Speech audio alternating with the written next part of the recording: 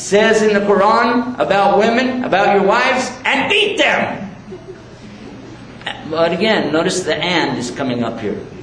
Did you notice that? And beat them and ... Why? Because you don't want to read what's right before that. Because this particular ayah or verse of Quran is very beautiful, because it starts out saying that the men, now again, bad translation says, men are better than women. That's how it starts. And beat them is how it ends. Anybody got the Quran with you today? Anybody at all brought one with you?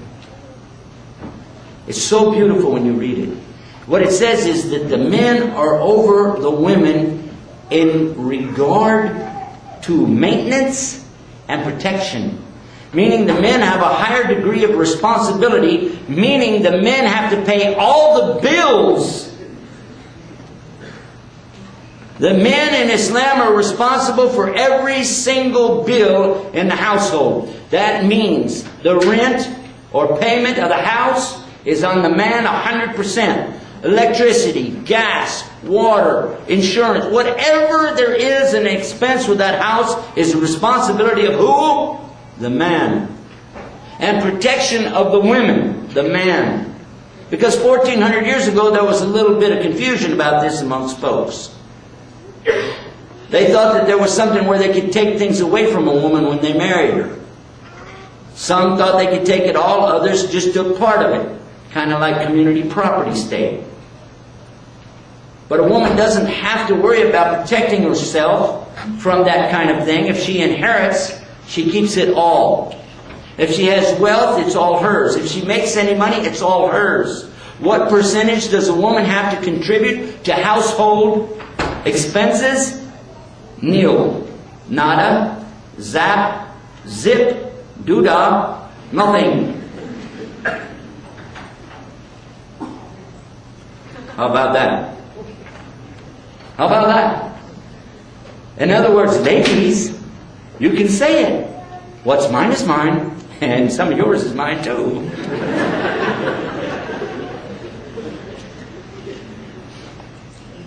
And she doesn't ever have to work. Well, I think women ought to be liberated.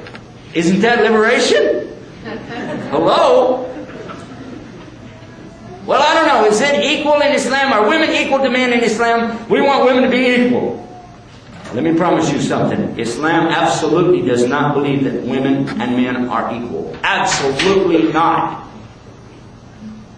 How many of you think that's bad? Raise your hand. Yes, sir. Go ahead. Put it on up there and watch what happens next. You really think men are equal to women? Honest to God. Okay, are you a math student? You are? No? Because there's the equals mark. Equals means what? Exactly what's on this side is on the other side. Yes or no? Yes or no? So if you have an equation that says 1 plus 1, the other side has to say 2. Or else you're making a mistake. Am I right or wrong? Help me out here, guys. You guys are going to college. I'm just the old guy here. All right. You're going to like the answer. Don't panic, okay? Don't panic. I'm going to show you something. I want to first show you why it's important, and then I'm going to show you something better, inshallah, God willing. A man and a woman are not equal. Very simply said, one statement, and then tell me how it's equal. Can a man give birth to a baby, yes or no? Okay, end of story. Because, no, I'm serious. Ladies, some of you never gave birth yet, okay? But after you do, you're going to look at that guy, you're going to say, there's no way he understands what this is all about.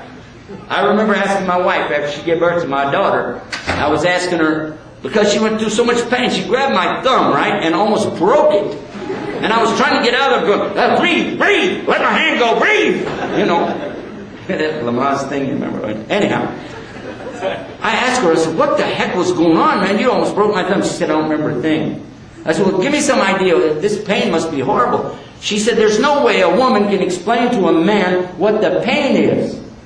I said, no way. She said, look, take your bottom lip, okay? Get a hold of it. Now pull it up over your head. And that won't not even begin to talk about the kind of pain that a woman goes through in childbirth. Islam immediately recognizes this. Immediately. It talks to you in the Quran about the woman who delivers you in this kind of pain and condition. And it's given high respect and honor to her. Doesn't the Bible do the same thing?